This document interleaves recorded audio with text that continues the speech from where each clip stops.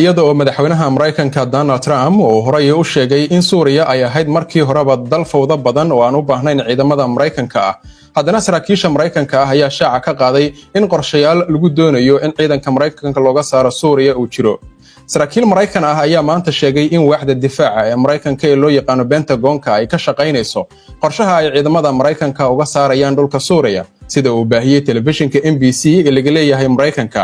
saraakiisha ayaa intaasi ku daray in Trump iyo mas'uuliyiinta u dhowdhow ay dhawaan ay muujiyeen xiisaha ay u qabaan in ciidanka Mareykanka ah laga saaro Suuriya taasi oo sababtay in saraakiisha Pentagon-ka ay bilaabaan diyaarinta qorshooyin lagu fulinayo bixitaanka ciidamada oo loo qorsheeyay in ay dhaco ugu badnaan 90 maalmood gudahood madaxweynaha Mareykanka oo kula hadlay xafiiskiisa aqalka cad ee bishii Janaayo ee sanadkan 2025 saxafiyiinta ayaa waxa uu ka gaabsaday in uu shaaca ka qaado in uu doonayo in ciidanka Mareykanka lagu sii hayo Suuriya tiradii hore iyo in la dhimo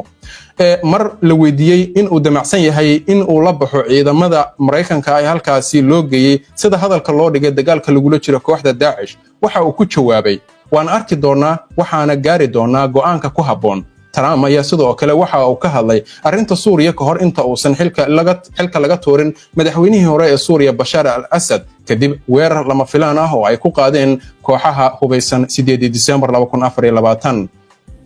waxa uu sheegay oo intaasi ku daray in aanay quseyn Mareykanka isaga oo ugu baaqay xukuumadii hore ee Mareykanka in aysan faragelin Suuriya sanado badan Mareykanku waxa uu sheegay in Suuriya ay kaga sugan yihiin qiyaastii 900 askari oo Mareykan ah laakiin Pentagon-ka ayaa bishii December ee sanadkii hore ee 2024 qirtay in tirada askarta Mareykanka ee ku sugan Suuriya ay gaartay qiyaastii 2,000 oo askari hagaag haddaba falcelinta arrintan Donald Trump uu ku dhawaaqay habeennimadii xalay ee uu ku sheegay inuu ku qabsanayo Mareykanka Gaza ayaa isa soo taraysa ururka Hamas ee Falastiiniyiinta ayaa si adag maanta uga falceliyay hadallada madaxweynaha Mareykanka Donald Trump uu ku sheegayo in Mareykanku uu doonayo inuu la wareego Mareykanka Gaza isla markaasna uu barakiciyo dadka Falastiiniyiinta Hamas ayaa bayaan ay soo saartay waxa ay ku tiri hadallada Trump waa kuwa cadaawad ku ah dadkeena iyo qadiyadeena mana u keenayaan xasilooni gobolka balse waxay sii horanayaan dabka colaadaha waxaana intaasi ay raacisay dadka Falastiin iyo xoogagoodaba waxaysan ogolaan doonin in dal kale uu qabsado dhulkooda ama uu ku soo rogo xukun siyaasadeed Hamas waxay ugu baaqday maamulka Trump in uu dib uga noqdo hadalladan aan xilkasnimada lahayn ee ka hor imaanaya qawaaniinta caalamiga iyo xuquuqda dadka Falastiiniyiinta sidoo kale Hamas waxay ugu baaqday mowqif adag inay qaataan wadamada Carabta muslimiinta iyo beesha caalamka si loo ilaaliyo jiritaanka shacabka Falastiiniyiinta iyo dhisidda dawlad Falastiiniya oo caasimadeedu ay tahay Qudus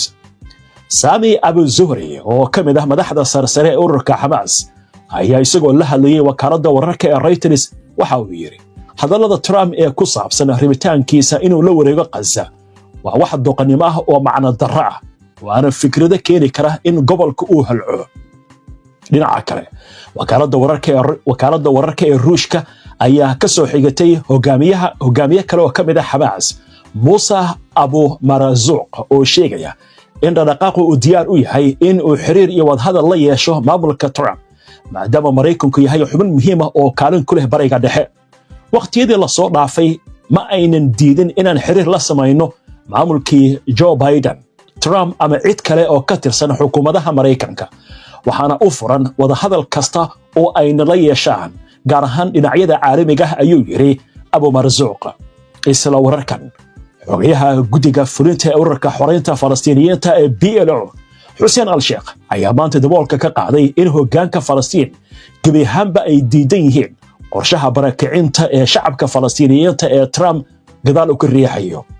hoggaanka Falastiiniyiinta wuxuu cadeynayaa inuu si adag uga soo horjeedo dhammaan baaqyada loogu yeerayo barakicinta dadka Falastiiniyiinta ah ee laga barakicinayo dhulkooda halkan ayaan ku dhalanay halkan ayaan ku noolayn halkan ayaan sii joogi doonaa waana uga mahadcelinaynaa wadamada Carabta mowqifka adag ee ka istaageen arrintan ayuu yiri Sheikh oo qoraal soo dhigay baraha bulshada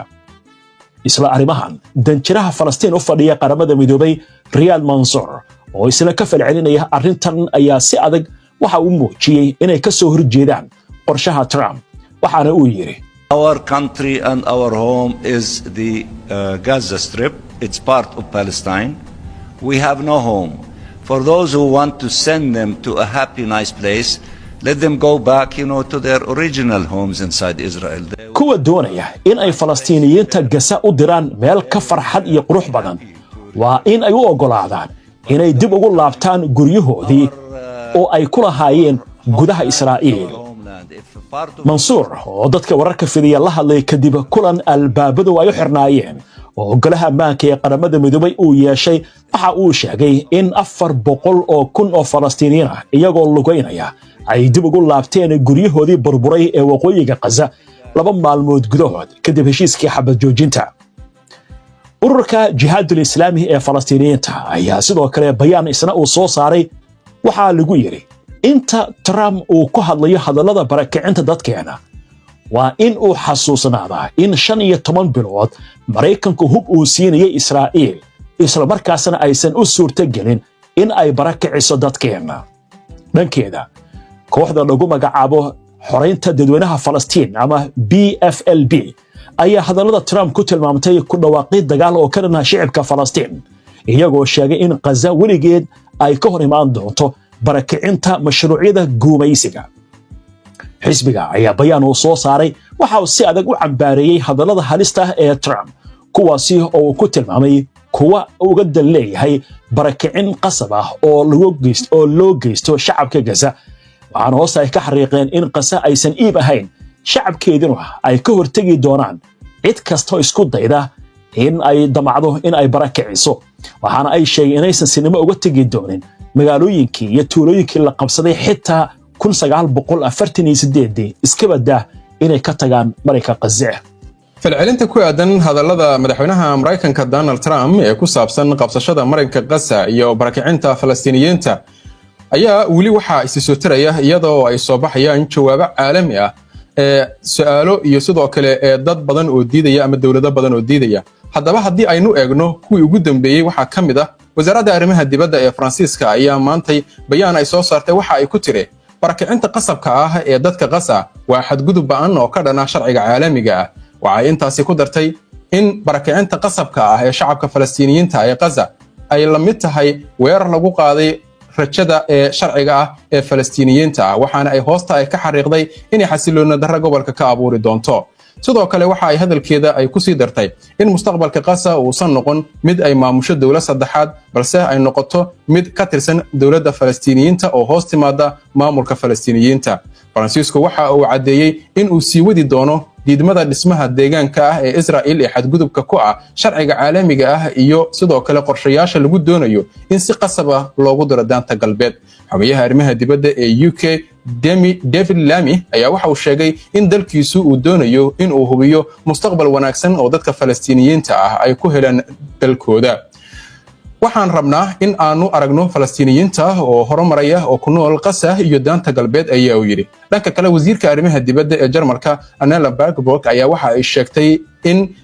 erayada Trump ee ku saabsan musaafirinta Falastiiniyiintu in ay tahay mid aan la aqbali karin waxaana ay sheegtay in ay dhalin doonto dhibaato iyo nacayb cusub. waxa ay ku dartay in Gaza sida daanta galbeed iyo bariga Qudus ay dadka Falastiiniyiintu u leeyihiin. waxa kale oo ay tiri ma jirto xal la aqbali karo oo iska indhatiraya rabitaanka Falastiiniyiinta. xalka laba dawladood ayaa saldhig u ah xal u helidda bariga dhexe.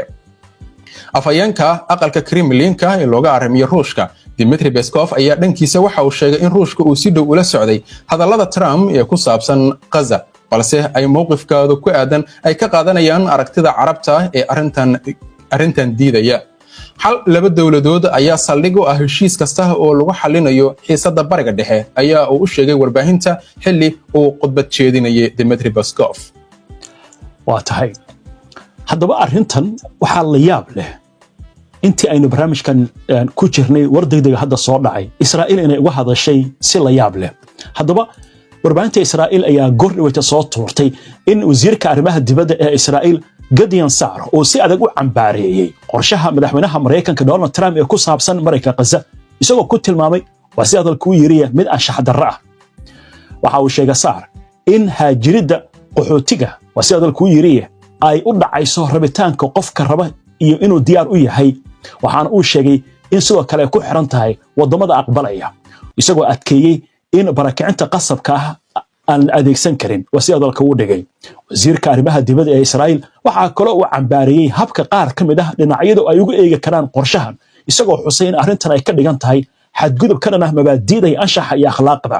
qorshaha Trump ee ku saabsan in Falastiiniinta laga raro Gaza oo la dejiyo dalal kale ayaa la kulmaya mucaaradad caalami ah iyadoo dalalka gobolka iyo hay'adaha xuquuqda aadanuhuna ay si adag arrintaasi uga hor yimaadeen